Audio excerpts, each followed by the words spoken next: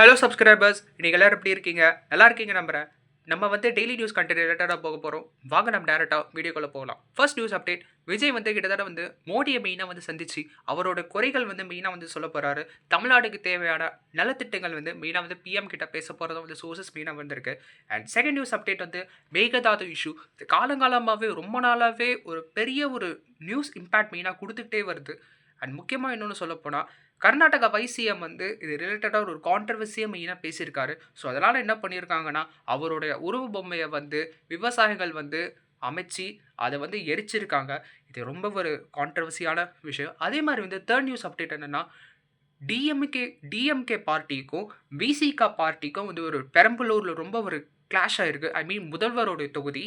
அந்த தொகுதியில் வந்து மெயினாக வந்து சண்டை போட்டிருக்காங்க. இது டிவி நியூஸில் வந்து ரொம்ப ஒரு பெரிய கான்ட்ரவர்சியாகவும் மாறி இருக்கு. அதே மாதிரி விவாத பொருளாக மாறி இருக்கு. இப்போ வரைக்கும் அந்த பிரச்சனை போயிட்டு இருக்கு. இதனால் வந்து திருமாவளவன் சார் என்ன பண்ணியிருக்காருன்னா, இது வந்து வன்முறையை தூண்டக்கூடாது, வன்முறையை வந்து இதுக்கப்புறம் கையாளக்கூடாது. மெயினாக வந்து ப்ரெஸ் மீட்டில் வந்து அவர் வந்து மெயினாக கோரிக்கை வச்சிருக்காரு. அண்ட் ஃபோர்த் நியூஸ் அப்டேட் வந்து என்னென்னா,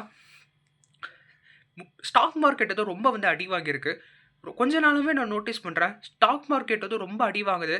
இப்படியே போச்சுன்னா எதனால் ஸ்டாக் மார்க்கெட் அடி வாங்குதுன்னா, அமெரிக்கா அண்ட் ஈரானோடைய வார் இருந்தாலும் சரி, ரஷ்யா அண்ட் உக்ரைனோடைய வார், இது ரொம்ப ஒரு பெரிய ஒரு கான்ட்ரவர்சியாகவும் இருக்குது.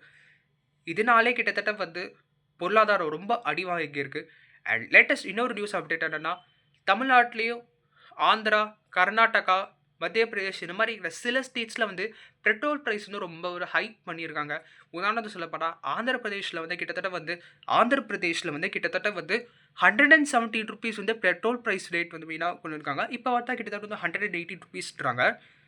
அண்ட் தமிழ்நாட்டில் வந்து 1 லிட்டருக்கு கிட்டத்தட்ட வந்து அரௌண்ட் ஒரு 110 ருபீஸ் வந்து மெயினாக வந்து பெட்ரோல் ப்ரைஸ் ரேட் இருக்குது.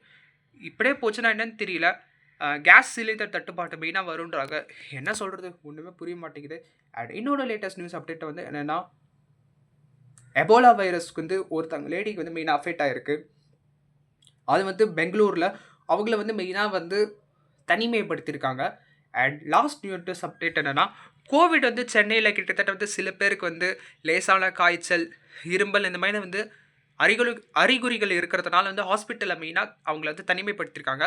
வழக்கம் போல் என்ன சொல்லியிருக்காங்கன்னா, முகக்கவசம் அணியணும், ஹேண்ட் வாஷ் பண்ணுறது, சானிடைஸ் மெயினாக பண்ணிக்கோங்க. ஸோ டெய்லி நியூஸ் அப்படி தெரிஞ்சுக்க மறக்காம சப்ஸ்கிரைப் பண்ணிக்கோங்க.